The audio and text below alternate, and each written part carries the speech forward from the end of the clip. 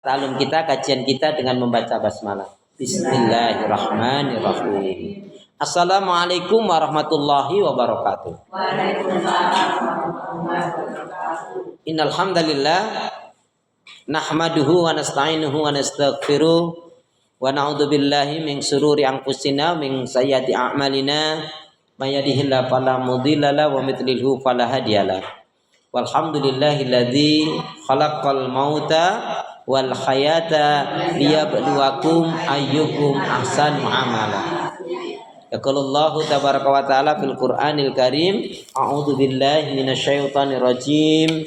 Ya ayyuhalladzina amanu taqullaha haqqa tuqatih wa la tamutunna illa wa antum muslimun. Wa qala Rasulullah sallallahu alaihi wasallam, man shoma ramadanan imanan wa ihtisaban ghufira lahu ma taqaddama min dzambi. Syukur alhamdulillah ibu-ibu saudaraku seiman, hamba Allah yang cinta pada kebaikan dan kebenaran, yang selalu mengharapkan ridhaan Allah. Alhamdulillah kembali Allah pertemukan kita dalam majelis yang mulia ini, majelis ilmu, untuk sama-sama mencari mengharapkan keridhaan Allah dengan mengkaji ayat-ayat Allah, Al-Quran dan Sunnah Rasul. Karena itu pastikan semua kegiatan aktivitas yang kita lakukan niatkan untuk ibadah kepada Allah Subhanahu wa Ta'ala. Wa ma khalaqtul jinna wal insa illa liya'budun. Tidak aku ciptakan jin dan manusia, kata Allah, melainkan hanya untuk beribadah kepada Allah.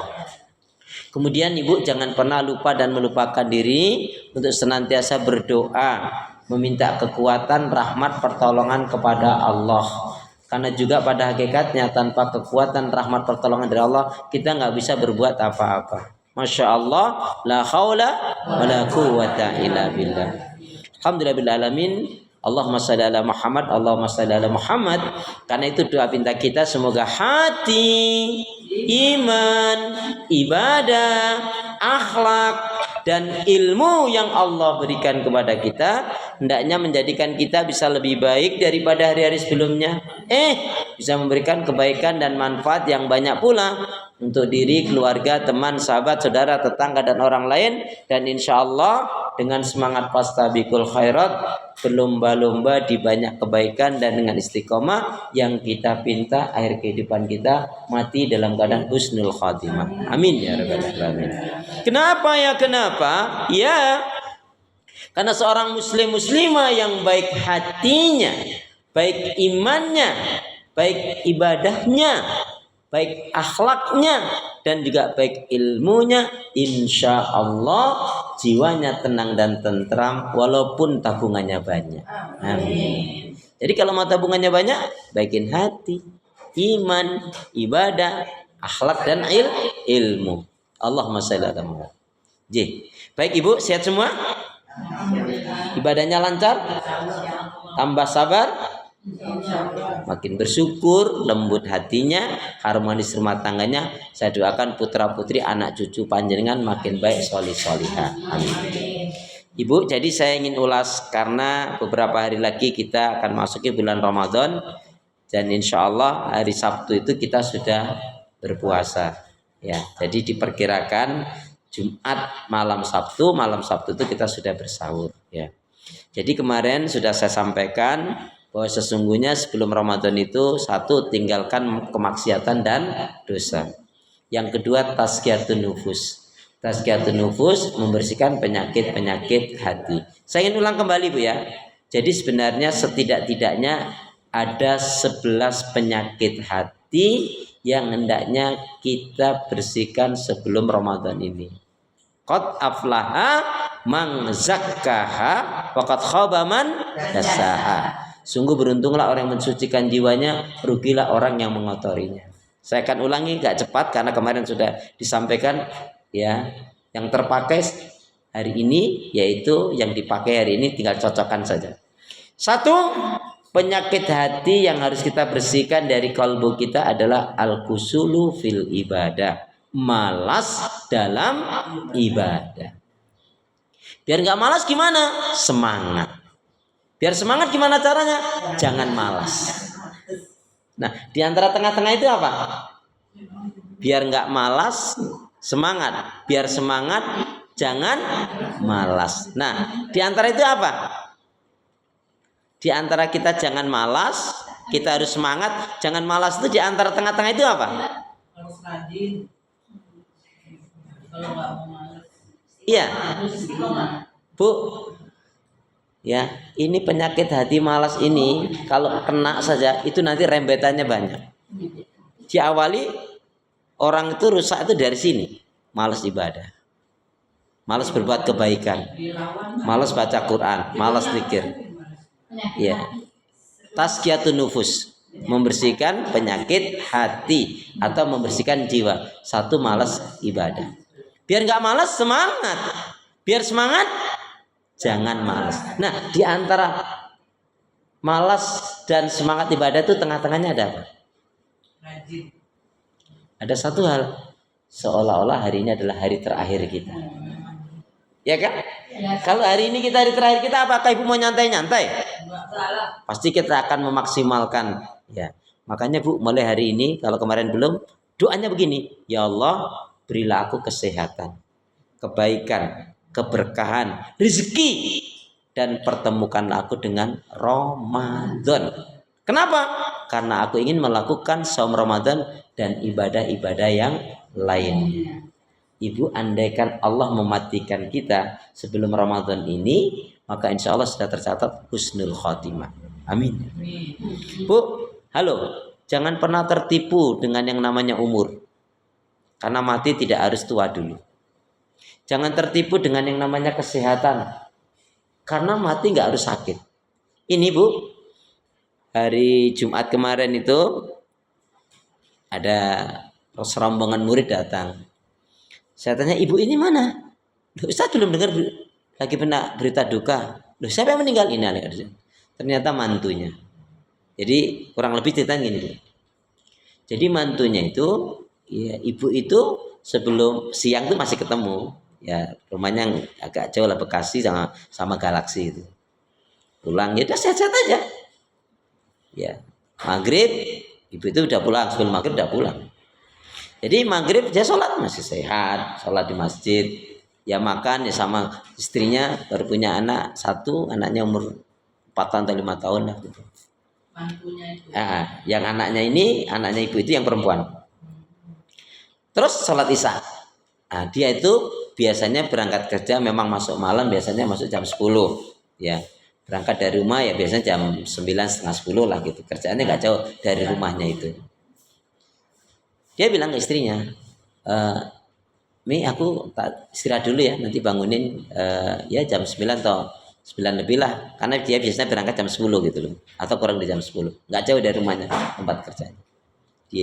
Si istrinya nidurin anaknya, ya sudah kira lebih jam 9 atau 9, bangunin. Biasanya itu kamar yang sebelah itu nggak dikunci. Loh, Kak, ini dikunci, tok tok tok tok, assalamualaikum, bi, nggak ada reaksi, nggak ada apa. Dipanggil berapa kali, dikencengin juga nggak, ditok tok tok juga nggak. Curiga dia, pokoknya di orang dobrak. Ya alhamdulillahnya gampang, masih bisa kebuka lah gitu. Ya jadi mungkin nyeseknya itu nggak terlalu full gitu kali ya. Udah dipegang-pegang ya sudah nggak ada. Nggak, sebelumnya nggak ada nampak sakit sama sekali. Umurnya masih muda, baru 30-an tahun.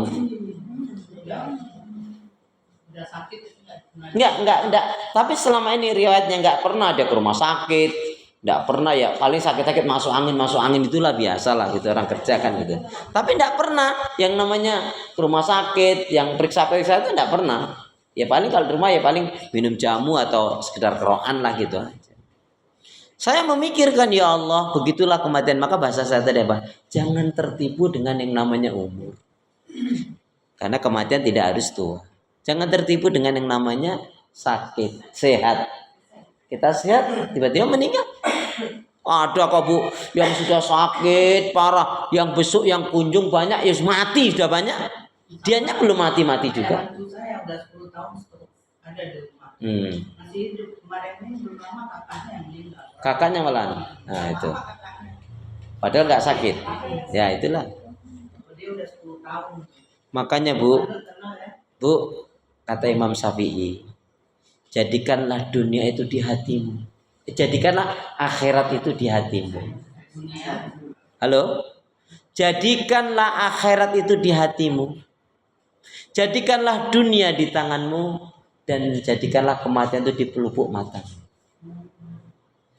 Insya Allah, ibu dari ini nggak dijelaskan saja, ibu akan termotivasi. Iya. Lawang yang namanya malakul maut itu, malaikat pencabut nyawa itu, bu, datang mencabut nyawa itu tidak peduli kita dalam keadaan taat atau maksiat. Nggak ada tanda-tanda, Ustaz. Nggak ada. Ditanya nggak tahu. Nggak tahu. Hanya bedanya gini. Biasanya kalau orang itu baik, bu, menjelang kematiannya tampak kebaikannya. Disitulah kita disuruh dimotivasi apa? Jadikan seolah-olah hari ini adalah hari terakhir kita. Bu, kalau udah mati tidak bisa apa-apa loh, bu. Makanya pernah kan saya contohkan, coba bu, kalau kita bangun tidur tiba-tiba kaki kita nggak bisa digerakkan, mau apa? Bangun tidur tiba-tiba tangannya nggak bisa digerakkan, mau apa, bu? Bu, bisa gerak sana gerak sini saja, lincah sana lincah sini, dicabut rasa saja kita nggak bisa merasakan, itu juga aduh bu, berat loh bu. Apalagi bu, termasuk satu saja dicabut oleh Allah kenikmatan ini, sudah tidak ada artinya hidup ini. Apa itu? Iman. Kalau orang kafir sudah jelas nggak bermakna, tapi sehat-sehat. Ini kaitannya dengan fisik. Satu hal ini dicabut oleh Allah, udah hidupnya tidak ada arti maknanya. Mata orang banyak yang buta, hafal Quran, jadi juru dakwah banyak. Stroke masih bisa senyum. Keimanan. Bukan itu yang dimaksud. Hati juga bukan itu yang dimaksud.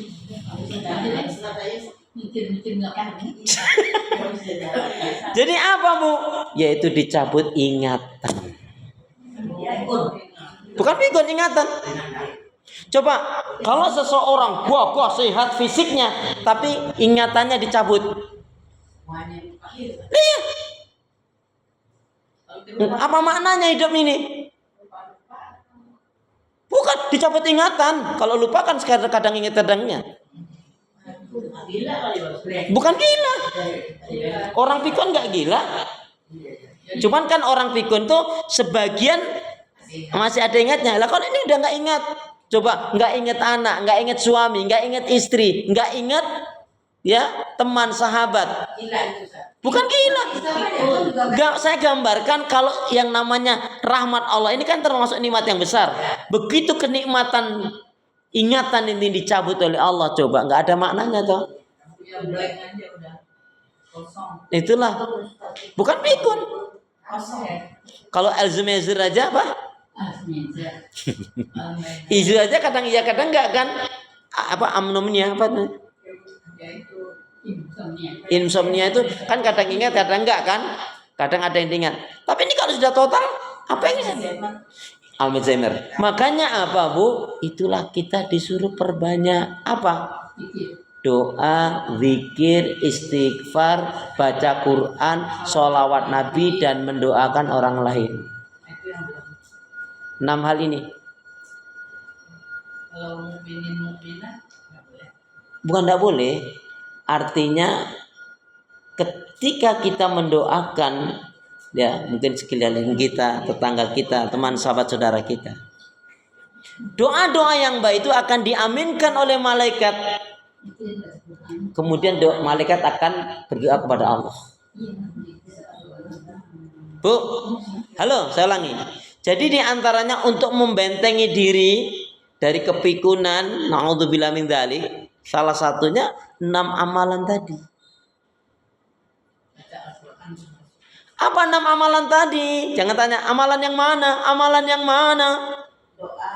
Perbanyak doa, zikir, istighfar, qiraatil Quran, sholawat Nabi dan mendoakan orang lain. Amin gitu dong. Lama banget sih. Makanya mau saya ulangi, perbanyak doa, zikir lain. Nanti saya terangkan. Perbanyak doa, zikir, istighfar, qiraatil Quran, sholawat Nabi, dan mendoakan orang lain. Contoh begini Bu Isman. Contoh ya. Untuk khusus mendoakan orang lain, contoh gini. Ya Allah ya Arhamar Rahimin, siapapun dari keluargaku, saudaraku, teman, sahabatku, orang-orang yang di komplek ini susah, sulit, miskin, sakit, angkat semua kesusahan, kesulitan, kemiskinannya. Kalau rezekinya seret, lancarkan. Ya Allah, kalau ibadahnya masih berantakan, baikkan ibadahnya. Walaupun ibadah kita sendiri masih berantakan, nah itu nanti akan diaminkan oleh malaikat, dan malaikat berdoa kepada Allah. Enggak, ya kalau disebutkan nama persatu tergantung. Kalau ibu lagi fokus ke fulan itu ya fulan. Tapi kalau secara umum di komplekku ini, di teman-temanku, nah, berarti kita punya teman yang sakit, doakan dia. Ya, atau di lingkunganku ini misalkan. Saya ulangi ya, perbanyak doa, zikir, istighfar, qiraatil Quran, sholawat Nabi, dan mendoakan orang lain. Ini diantara amal yang bisa juga mencegah dari kepikunan.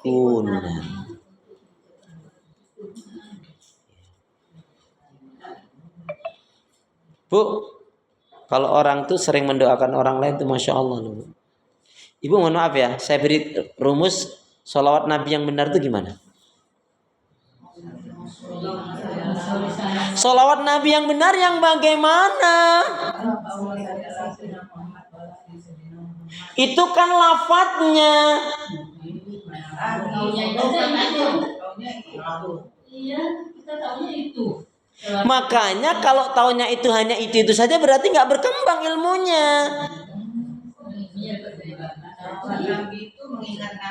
Nah, Bu, bukanlah. Gini, perhatikan ya. Siapa yang sholawat nabinya hatinya akan lembut. Itu ketika dia mengucapkan Allahumma sholli ala Muhammad atau Allahumma sholli ala Sayyidina Muhammad, dia membayangkan Nabi itu orangnya bijak, santun, lembut, anggun, mempesona, pemaaf, dermawan, tidak kikir, peramah, bukan pemarah. Itu yang akan merasakan nikmatnya sholawat. Kalau hanya Allahumma sholli ala Muhammad, Allahumma sholli, apa susahnya? Iya, penghayatan itu sambil kita bayangkan. Kalau orang bicara Nabi Yusuf kan yang kebayang cuman wajahnya kan gitu Bu. Jadi kalau Nabi ini itu tadi akhlaknya, ibadahnya, sikapnya, perjuangannya. Nabi itu bukan pemarah tapi peramah. Nabi itu pemaaf bukan pendendam. Nabi itu dermawan, enggak kikir. Nabi itu santun, bijak, enggak zalim. Nabi itu ya itu juga bagian, tetapi penekanannya bukan di fisiknya. Kemuliaan akhlaknya. Nah, sifatnya Nabi itu ramah, Nabi itu bijak. Bu, bayangkan, mohon maaf ya. Naudzubillah min dzalik. Kalau Nabi kita itu bukan pemaaf, pendendam, kira-kira apa enggak kebawa umatnya, Bu? Ya kan? Wong Nabi yang pemaaf, santun, bijak, dermawan aja, umatnya juga belum banyak yang ngikutin. Nabi itu pemalas atau semangat? Nah, tapi umatnya? Ya, itu kan contoh. Gimana? Nah, itu makanya sholawat kita itu kurang, maaf ya, menurut saya kurang maksimal. Salah satunya, ya kita tidak seperti itu. Nah, mestinya hati kita juga dihadirkan.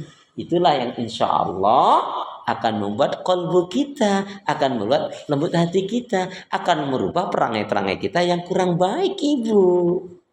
Atau jita? Baik, saya lanjutkan. Jadi ini ulasan materi kemarin.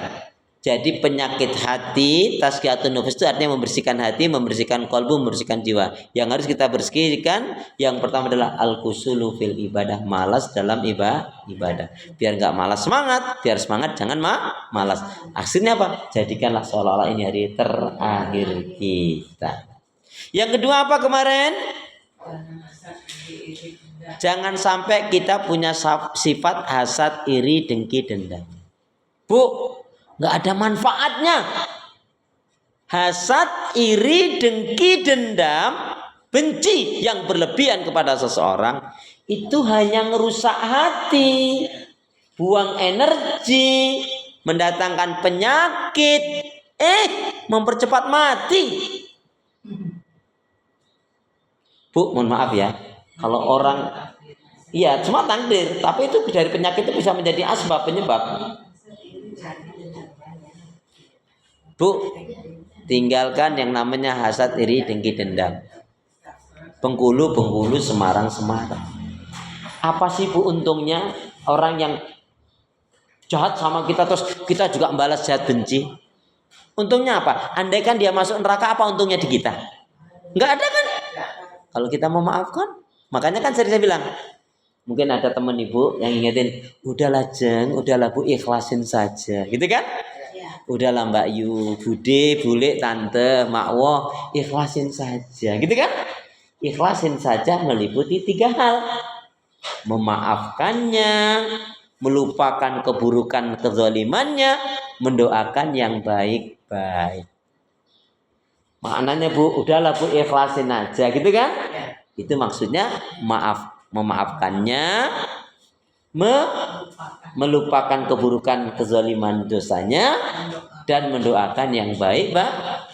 Ini yang berat yang mana? Mendoakan berat. Ada apa di hati Bu sampai berat mendoakan?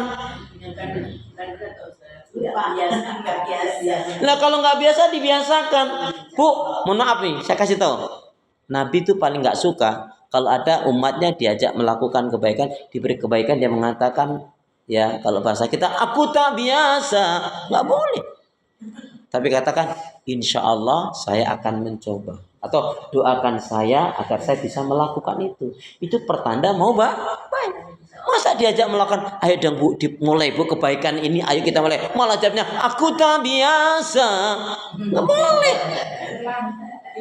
Nggak ada urusan dengan lagu. Mengatakan aku tak biasa itu nggak boleh dalam kebaikan. Tapi katakanlah, insya Allah saya akan mencoba, mohon didoakan ya. Kan enak kan?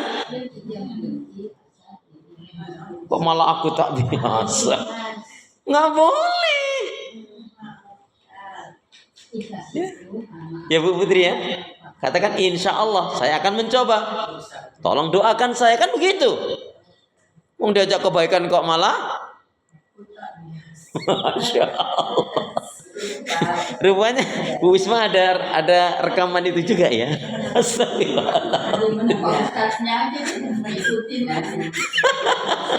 Loh, nggak boleh Bu, tapi katakan insya Allah saya akan mencoba. Kalau diajak kebaikan itu, insya Allah saya akan mencoba, doakan saya agar saya mampu melakukan itu. Gitu. Jadi nggak boleh menolak. Kenapa? Kalau menolak mengeraskan hati, setan masuk. Memaafkannya, memaafkan,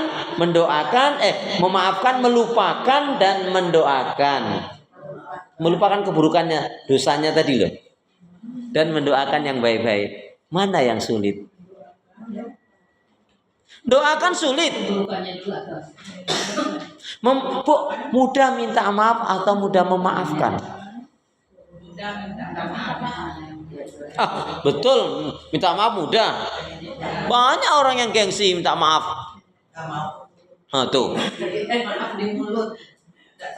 Atau mudah atau sulit, susah memaafkan. Nenek, eyang, ibu, bule, tante, Mbak Yu, Kak, maafin aku ya kalau selama ini apa? Enak aja kamu minta. Loh. Yang ketiga, apa kemarin? Bu, kikir, bakhil, pelit, medit, koret, kedengkut, sampili, karyang. Jadi kemarin saya kan baru sebutkan, belum saya terangkan. Jadi Bu, kikir itu poin yang ingin saya terangkan apa? Ternyata bisa menyebabkan orang jatuh syirik. Ya.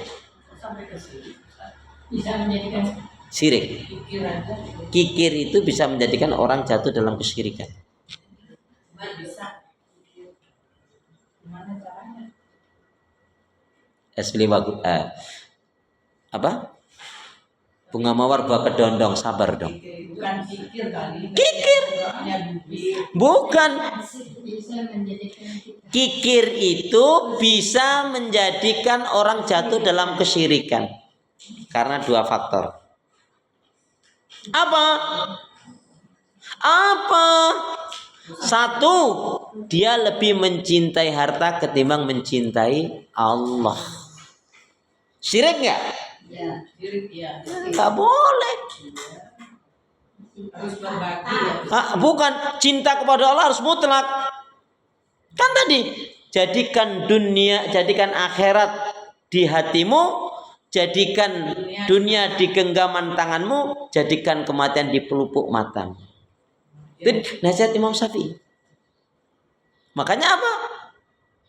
Kalau orang itu sadar, Bu, wong kita dulu lahir nggak bawa apa-apa. Begitu kita di dunia ini malah kita kadang-kadang mengumpulkan apa-apa. Tetapi giliran kita mati juga nggak bawa apa-apa kok, ya toh? Kecuali amal ibadah.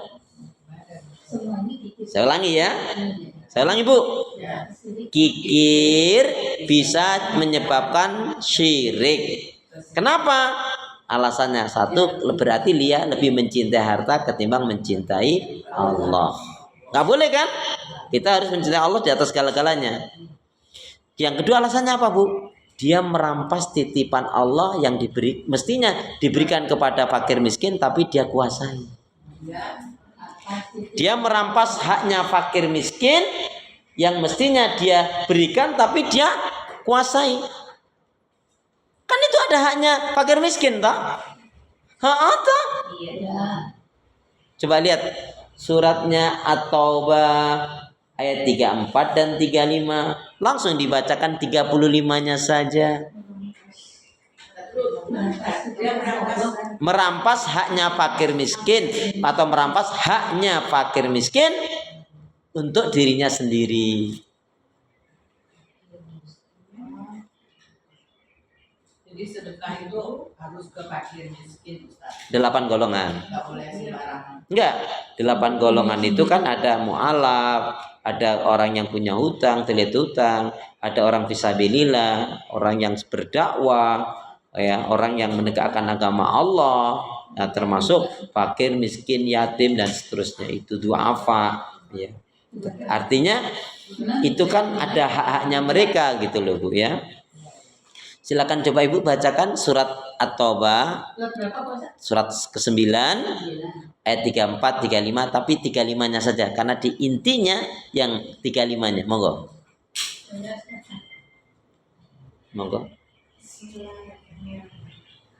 Ingatlah pada hari ketika emas dan perak dipanaskan dalam neraka jahanam. Lalu dengan itu disetrika dahi, lambung dan punggung mereka seraya dikatakan kepada mereka, inilah harta bendamu yang kamu simpan untuk dirimu sendiri. Maka rasakanlah akibat dari apa yang kamu simpan itu. Rasakanlah. Kaget. Biar jantungnya tandanya sehat kan begitu, ada kaget. Kalau nggak kaget itu masalah malah. Oh iya. Nggak kaget itu maksudnya mati, gitu loh. Ya artinya biasa itu masih berarti alhamdulillah. Coba kalau jantung diberhentikan mau apa? Atau celakalah. Siapa yang celaka? Yaitu orang yang pakaiannya lebih baik dari amal ibadahnya. Maksudnya untuk urusan hura-hura maksiat dan dosa gampang sekali mengeluarkan harta di jalan syaitan. Sulit sekali mengeluarkan harta di jalan Allah. Bukan nggak boleh pakai baju baru. Seimbang. Nggak boleh seimbang. Akhirat itu harus lebih. Harus lebih baik. Nggak boleh seimbang. Harus lebih. Mana ayatnya? Coba lihat. Suratnya Al-Qasas. Surat 28 ayat yang ke-77. Wabtaghi fima ataqallah daral akhirah wala tansa nasibaka minad dunya. Ya. Ayat yang ke-77. Surat 28 ayat yang ke-77.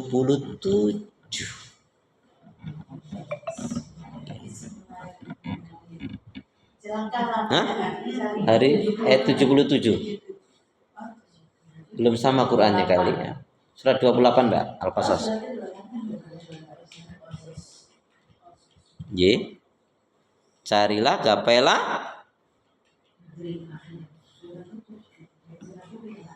Surat 28 ayat 77. Wilda ada dapat boleh? Ya, silakan. Dan carilah pahala negeri akhirat dengan apa yang telah dianugerahkan Allah kepadamu. Tetapi janganlah kamu lupakan bagianmu di dunia dan berbuat kebaikan kepada orang lain. Iya. Sebagaimana Allah telah berbuat baik kepadamu. Dan janganlah kamu berbuat kerusakan di bumi. Sungguh Allah tidak menyukai orang yang berbuat kerusakan. Iya. Ibu ngerti nggak? Cari gapailah kebahagiaan negeri akhirat dengan apa yang Allah sudah berikan. Allah tuh memberi kita loh Bu. Untuk ke akhirat itu diberi kemampuan sebetulnya. Neng kalau hatinya rusak masalah. Atau? Bu bayangin contohnya. Kalau kita bicara zakat. 2,5%-nya itu dari 1 juta. Cuma 25.000 loh Bu. Atau? Berarti misalkan kita pakai ukuran emas ya, hitungan emas kan 80 gram. Kalau gitu kan 80 juta ya, misalkan emas 1 juta ya. Lah.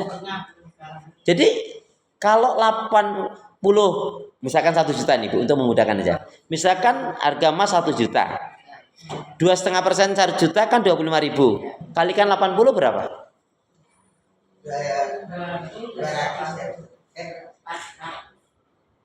2 juta cuman.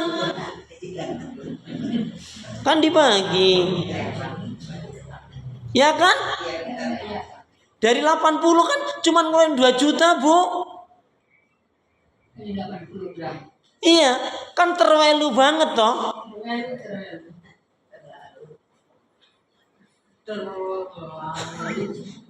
Inilah orang yang bermasalah. Nggak tahu, dikasih tahu, nggak mau tahu, malah sok tahu. Sungguh terlalu. Wele-wele kan? Saya itu sampai hari ini Bu belum pernah ngelihat, belum pernah dengar sekaya-kayanya orang kalau makan tuh piringnya dimakan. Belum pernah saya ngelihat.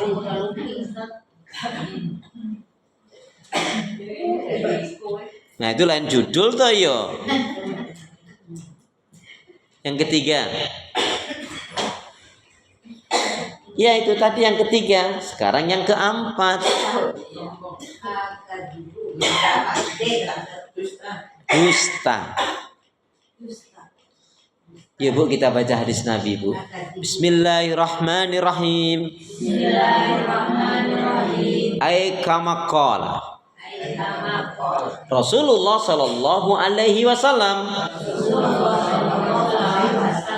Iyakum wal kadiba. Iyakum wal kadiba. Fa'inal kadiba mujanibun lil iman. Jauhilah oleh kalian akan berbuat dusta, karena sesungguhnya dusta itu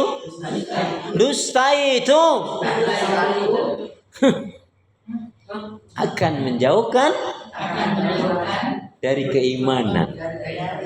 Jadi setelah hari ini jangan ada dusta.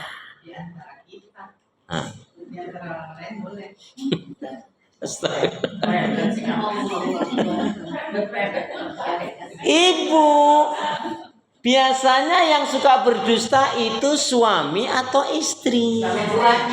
Parah banget. Cobalah tenangkanlah dirimu, jangan terburu nafsu. Jawabnya, ini di majelis ilmu disaksikan malaikat, ibu lebih baik jujur lah bu. Udah. Pengennya ibu-ibu yang Enggak juga.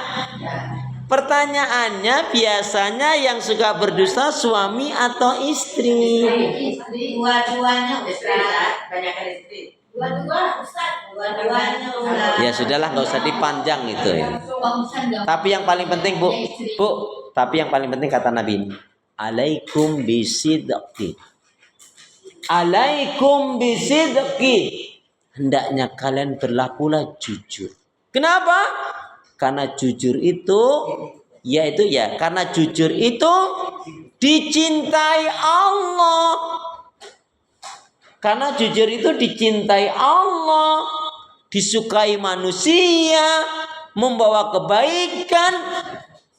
Bu, jujur itu dicintai oleh Allah, disukai oleh manusia, membawa kebaikan, menghantarkan ke surga. Amin, gitu dong. Kita pesona. Lama banget. Nabi pernah berbohong. Kan dia kebanyakan garam. Itu nggak bohong. Itu diperbolehkan untuk menjaga perasaan istri. Dia bilang enak. Kenapa? Karena cara Nabi juga mengatakan bukan gak enak kan?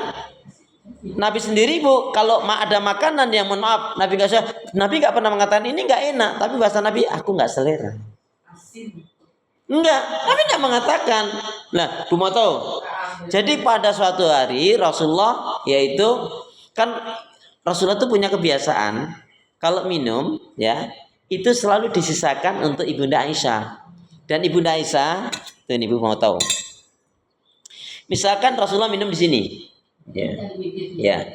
Maka air itu biasanya ditinggalkan, ya.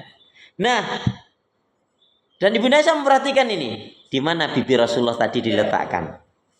Ya. Nah, ini nggak biasanya. Lah kok ini dihabiskan kecuali hanya beberapa tetesan di contohnya ini. Kan heran Ibunda Aisyah. Kenapa ya Rasulullah? Kok aku nggak dibagiin? Haus ya? Rasul hanya tersenyum. Enggak, Rasul nggak mengatakan apa-apa. Karena penasaran, bang biasanya ini karena Ibunda Aisyah cepet-cepet maunya ngambil gula, nggak taunya ngambil garam. Ya. Nah, akhirnya ketika meminum apa? Kan asin ya Rasul. Rasul hanya tersenyum. Nggak kamu rasakan sendiri? Nggak tahu itu. Nggak ada kayak gitu. Duh, namanya orang lagi semangat terburu-buru. Begitu Ibu. Saya belum seperti itu. Saya belum seperti itu. Istri saya juga bukan Ibunda Aisyah.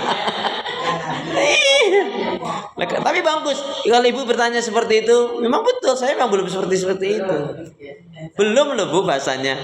Iya, kan kalau Nabi katanya halus, lembut. Kalau Ustaz kan ngajarin kita keras, beda. Oh jadi saya, ya dia, ibu mau lembut, jangan salahkan saya kalau nggak kedengeran. Jangan, biasa aja. Sekarang kalau Ustaz ditanya sama istrinya, orang itu cantik apa enggak? Jawabnya apa Ustaz? Menurutmu gimana say? Ustaz kamu bisa nanya lagi. Ustaz nanya. Loh, itu penting. Menurutmu gimana sayang? Maksudmu apa tanya seperti itu? Tanya apa? Ya.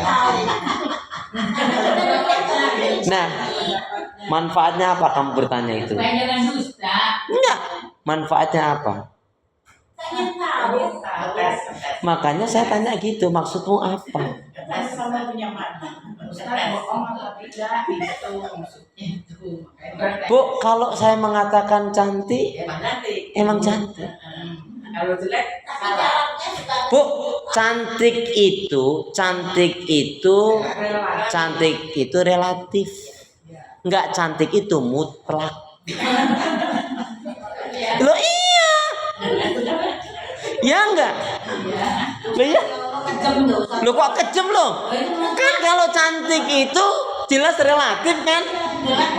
Loh iya kan? Tapi kan cipratan Ustaz, nggak boleh bilang jelek dong. Loh yang bilang jelek siapa?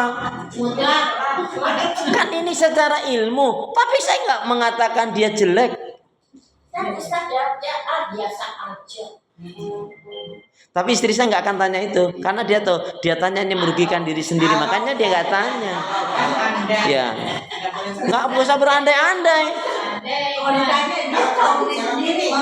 Ada ungkapan andai yang boleh, yang wajar. Tapi kalau mengandai-andai nggak boleh. Ungkapan andai yang boleh gimana? Andai dipisah laut dan pantai, nggak akan mungkin. Iya kan? Andai kan kau datang hari ini. Ya, syairnya melalaikan tidak? Loh, sekarang ini, Bu, ada syair ini, syair hari ini. Ya. Tak ingin inget yang saya hanya memadukannya. Di langit ada matahari, di bumi ada orang iri. Teman sahabatnya dapat kebaikan, dia kepanasan, akhirnya dijadi bahan gosipan. Loh iya tak? Di langit ada matahari, di bumi ada orang iri. Ada yang sukses, ada yang berhasil. Ya dia kepanasan, akhirnya jadi bahan gosipan. Jangan ditiru. Jadi Ustaz, jujur itu dicintai Allah, disukai manusia. Jujur itu dicintai Allah, disukai manusia, membawa kebaikan, mengantarkan ke surga. Amin. Amin. Jujur itu, ini ceritanya Bapak kemana-mana sih, jadi kita Bukan kemana-mana, ibunya fokus. Kan tadi ada pertanyaan, saya sesuaikan dengan pertanyaan. Nah, ibu lebih utama menyimak saya daripada menulis, karena nanti yang ibu tulis juga nggak ibu baca. Tapi kalau ibu menyimak fokus, mesti ada yang nempel. Lebih bagus.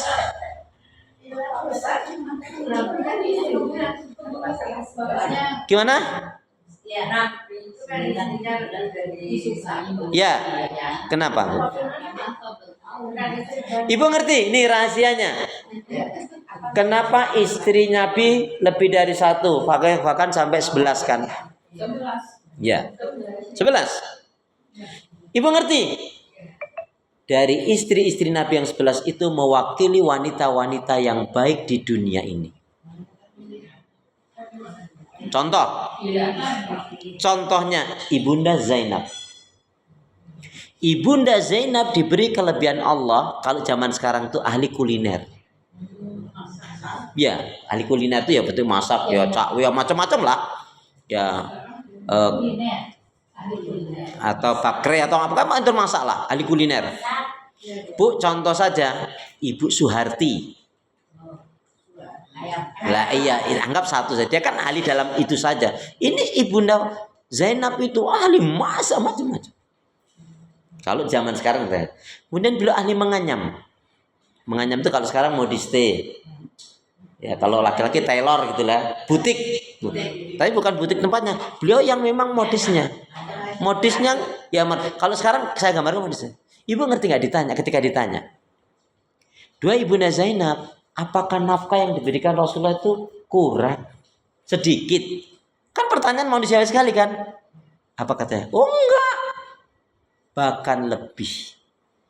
Tetapi karena aku diberi kelebihan oleh Allah Subhanahu wa taala, aku ingin mendapatkan rezeki dari buat tanganku sendiri, karena aku ingin infak sedekah dan aku ingin berbagi dengan istri-istri Rasulullah yang lainnya. Jadi kalau beliau itu, Bu, contohnya misalkan dapat rezeki, infak sedekahnya sendiri, yang dari Rasulullah, iya.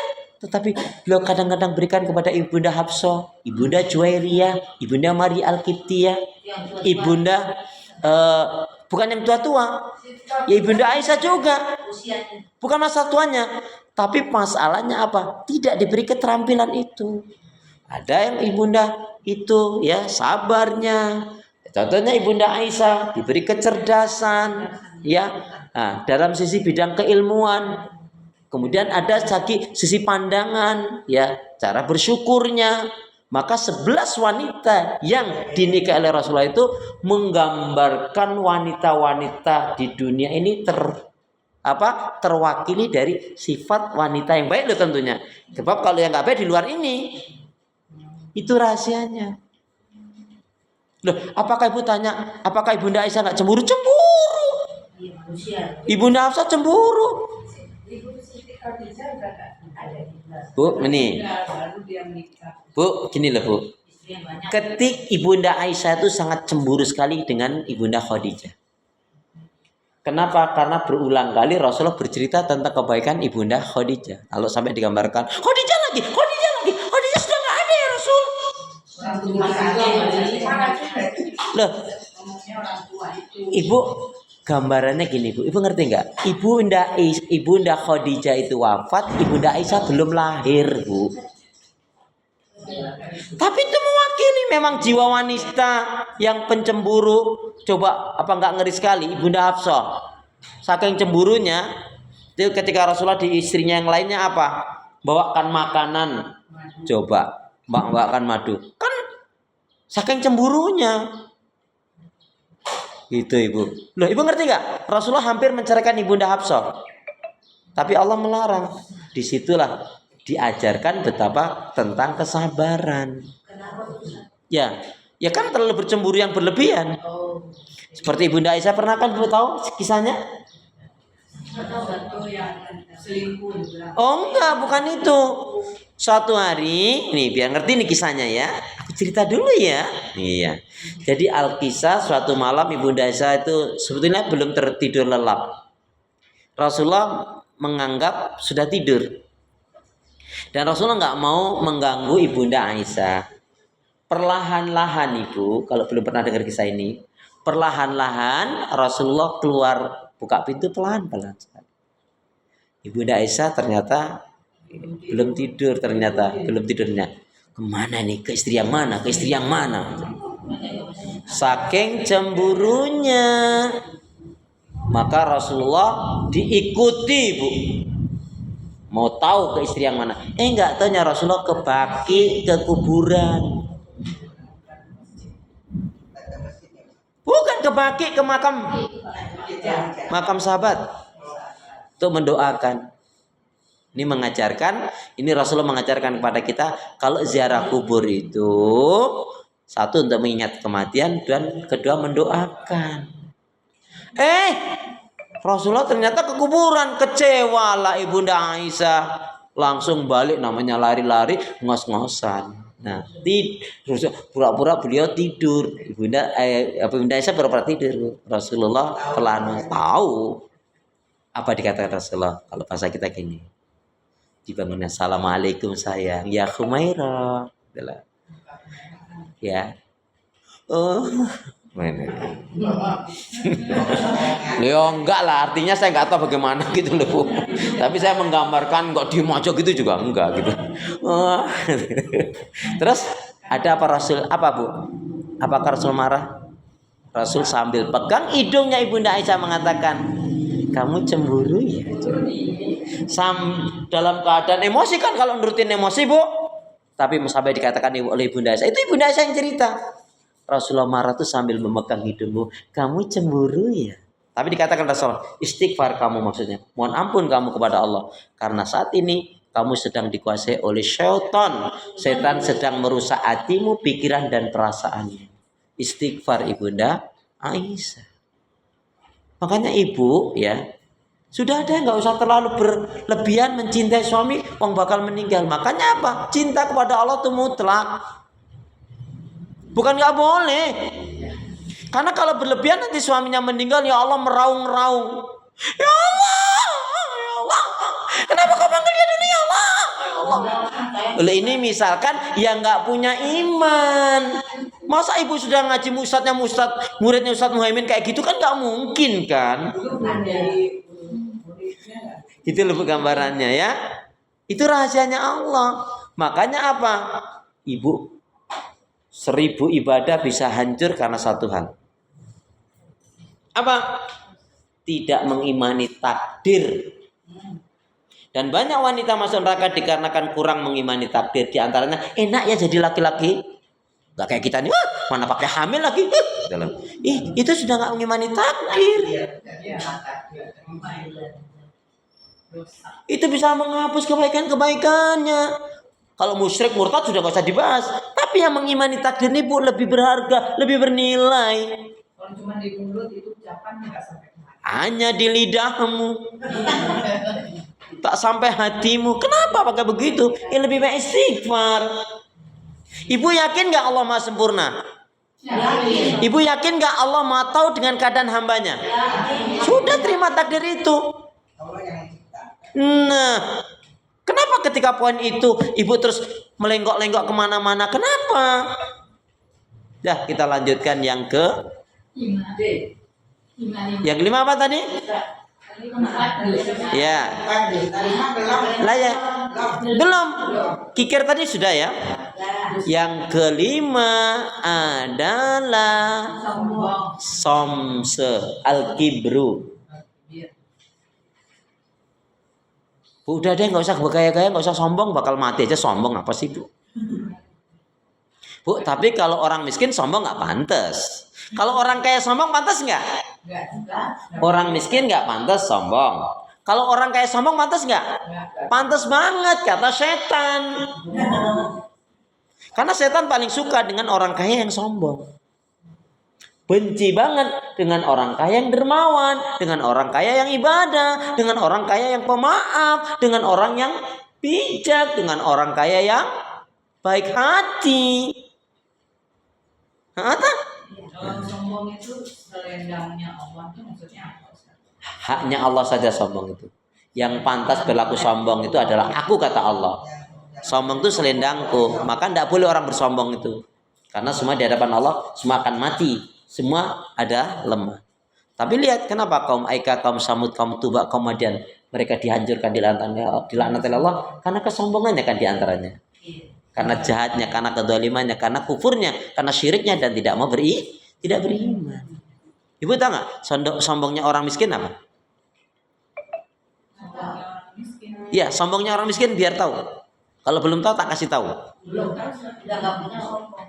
Iya. Sombongnya orang miskin adalah nggak mau sholat. Ya iyalah, udah miskin nggak sholat terus mau apa?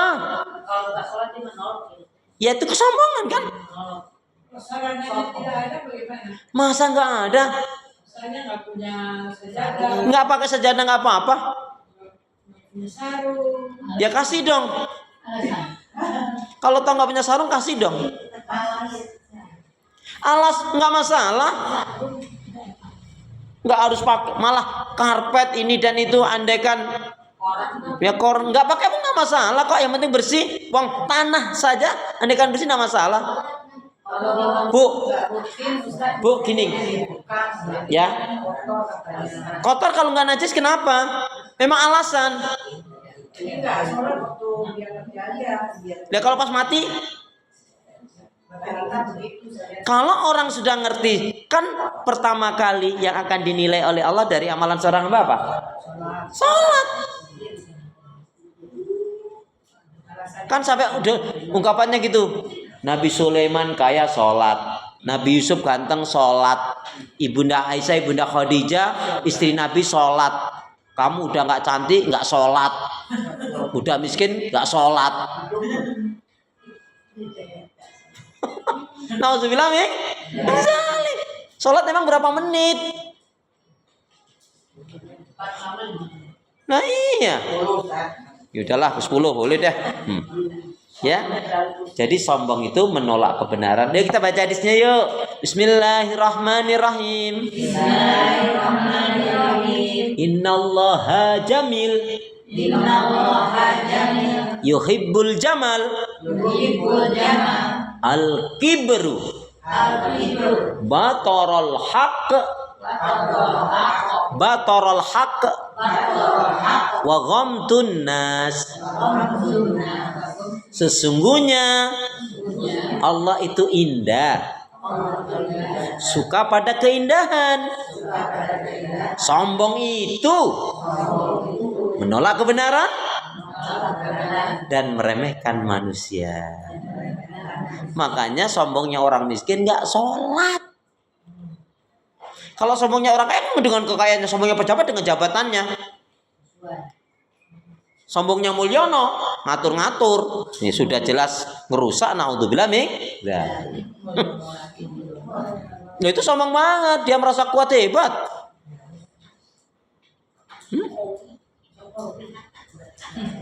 Yang yang keenam, riya dan sum'ah. Ya, riya itu pamer amal, sum'ah itu mengungkit-ungkit kebaikan dan menceritakan amalannya. Riya dan sum'ah.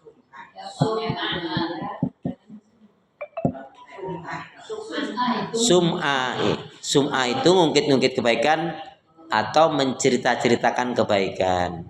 Bu, contohnya boleh jadi itu amalan 10 tahun yang lalu. Ya, diungkit-ungkit lagi, dicerita-ceritakan biar orang memuji juga. Kalau riya kan iya, tapi kalau riya kan bentuknya amal. Amal langsung ini loh, Bu. Contohnya dia infak. Ini contohnya. Dari Bu Tris nih nanti ke Mbak Rina, ini sampai sini kan ya. Baru muter kota infaknya dari Bu Tris nih muter baru sampai situ. Baru sampai Bu Adia. Ini anggap nih uang 100.000 nih. Tolong nang kota infaknya sini. Ya, dipamer-pamerkan. Itu riya karena memamerkan amal. Salatnya Allahu Akbar biar dilihat orang. Jadi biar disebut-sebut namanya. Itu kan namanya iya, bisa di masjid, bisa nggak di masjid. Ya. Itu riya, itu intinya amalnya dipamerkan. Kalau semua ngungkit-ngungkit kebaikan. Ustaz, cukupin aja Ustaz karena mau hujan. Ya. Baik Bu, insya Allah kita pertemuan nanti sudah memasuki Ramadan. Kita lanjutkan materi ini tanggal 4 jam 8. Ustaz Akhlis ya tanggal hari Selasa. Setiap hari Selasa kita ada insya Allah 3 kali pertemuan. Ya. Jadi insya Allah andaikan hujan pun bismillah saya tetap akan berangkat tergantung panjenengan. Ya, jadi Ibu tinggal menyiapkan diri, kita berdoa ya. Semoga kalau memang diberi Allah hujan itu yang terbaik, gitu aja. Ya, yuk kita berdoa. Bismillahirrahmanirrahim. Ya Allah ya Arhamar Rahimin. Berilah aku hati yang bersih, pikiran yang jernih, lidah lisan yang selalu jujur, akhlak yang mulia, hidup dan mati dalam ketaatan, keimanan, ibadah, sabar dan syukur. Amin ya rabbal alamin. Subhanaka Allahumma bihamdika asyhadu an la ilaha illa anta astaghfiruka wa atubu ilaik. Punya niat yang baik segera tunaikan, beramal soleh jangan ditunda-tunda, ikan sifat ikan gabus, lebih cepat lebih bagus, burung iran burung cendrawasih. Cukup sekian, terima kasih. Ibu-ibu ya, saya doakan panjenengan diberi kesehatan, keberkahan, kebaikan, rezeki oleh Allah, umur yang panjang dalam ketaatan dan keimanan, dipertemukan dengan Ramadan. Insyaallah kita jalankan ibadah saum Ramadan dan ibadah yang lainnya. Amin.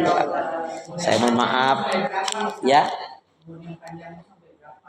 sampai Allah menentukan kapan terakhir. Ya.